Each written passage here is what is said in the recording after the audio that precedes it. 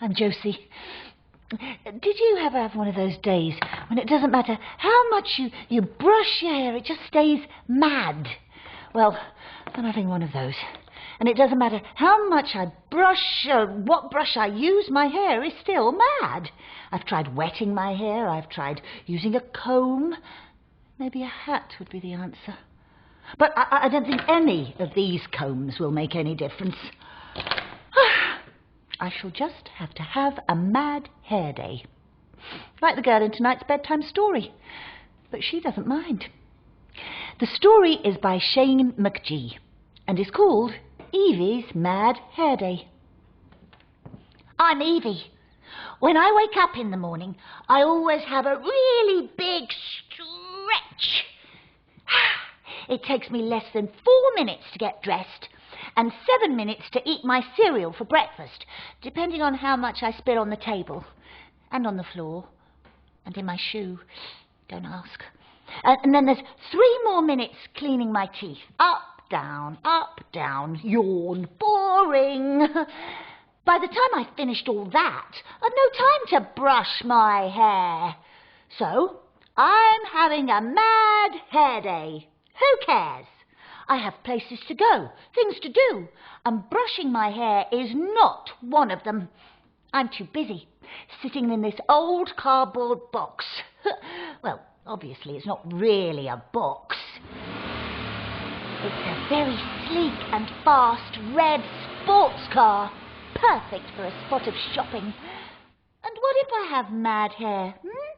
I'm much too busy riding on this very long broom. It's easier said than done, you know. Well, when I say broom, I don't really mean broom. I'm not silly. I mean a big, brown, galloping horse.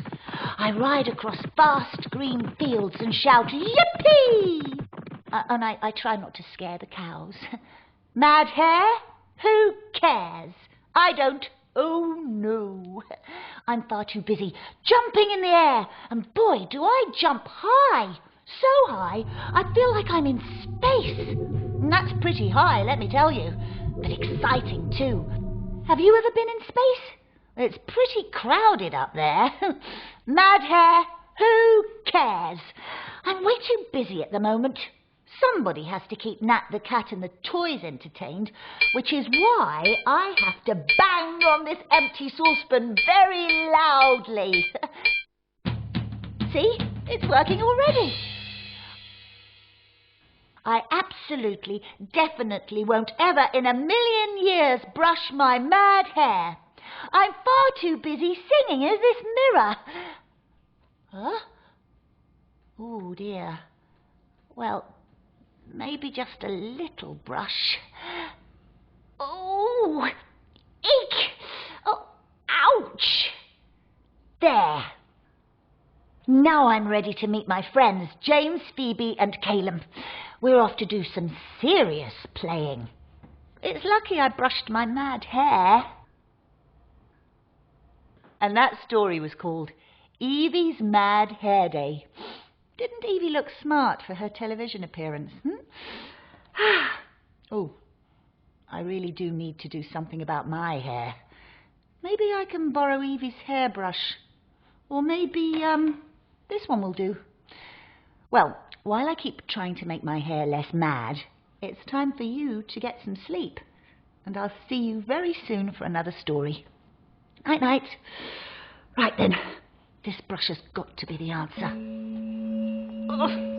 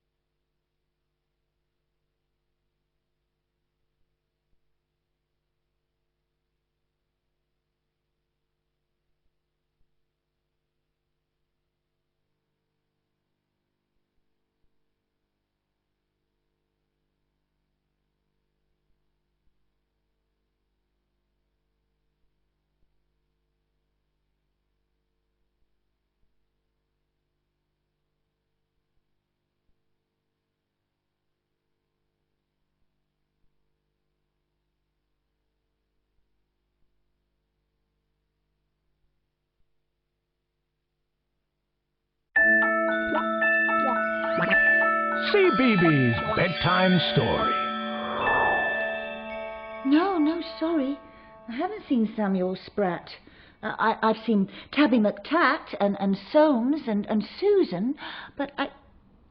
Oh, hello. I'm Josie. The cats were just telling me that they haven't seen Samuel Spratt for a very long time, and they wondered if I'd seen him. Have you seen him? He's small, grey and stripy, and he wears a little red tartan collar. Well, maybe tonight's story will help us find Samuel. This story is by Julia Donaldson and Axel Scheffler, and is called Tabby McTatt. Tabby McTatt was a busker's cat with a meow that was loud and strong. The two of them sang of this and that, and the people threw coins in the old checked hat, and this was their favourite song. Me, you, and the old guitar, how perfectly, perfectly happy we are. Me, you, and the old guitar, how perfectly happy we are. One morning, while Fred ate some bacon and bread, McTatt took a stroll round the block, then stopped, for there on a doorstep sat a gorgeously glossy and green-eyed cat. She was black, with one snowy white sock. Sock and McTatt had a cat-to-cat chat, and that's how their story began. For while they were chatting of this and of that, a thief had his eye on the old checked hat. He eyed it, he snatched it, he ran. The busker gave chase, but he tripped on a lace, and crash! In a flash he was down. He broke his leg, and he banged his head, and he ended up in a hospital bed in a far-away part of town. "Goodbye," McTatt said. "I must go back to Fred." But where had the busker gone? The sun went down, and the sky grew black. The stars came out, but he didn't come back. McTatt lingered on and on. A week later, Sock took a stroll round the block and found her new friend looking thin. "He's gone off and left me," said Tabby McTatt. Then Sock said, "My people, Prunella and Pat, would gladly find room for a fine tabby cat." She was right, and they took McTatt in. Next morning, old Fred left his hospital bed and found his way back to the square. But a brass band stood where the pair once sat, and the band played this and the band played that, and Fred looked all round for his loud meowed cat, but Tabby McTatt wasn't there. Now McTatt had a wife, and a very full life with plenty of things to do, like washing Prunella and pouncing on Pat, and hiding the car keys under the mat, and keeping the newspapers nice and flat, and giving the pens an occasional bat, and nibbling this and nibbling that. But he dreamed of his friend with the old checked hat, and he always woke up with a meow. And often he said, "What's happened to Fred?" And his paws took him back to the square. But a conjurer stood where the pair once sat, and he pulled out this and he pulled out that, and the people threw coins in the tall black hat, but the busker was never there. One morning Sock said, "Look under the bed and see the 3 kittens I've had." And Soames looked like this, and Susan like that, and the littlest kitten, called Samuel Spratt, looked exactly the same as his dad. The 3 kittens grew, and they learned how to mew, and McTatt sometimes sang them his song. And Samuel Spratt, with his tabby grey fur, had a deafening meow and a very loud purr, and he simply loved singing along. Me, you, and the old guitar, how perfectly, perfectly happy we are. Me, you, and the old guitar, how perfectly happy we are. When Susan and Soames found very good homes, their parents were happy and proud. There was one home like this, and another like that, but nobody wanted poor Samuel Spratt. They all said, "His voice is too loud." Now Tabby McTatt was a home-loving cat, but he couldn't stop dreaming of Fred.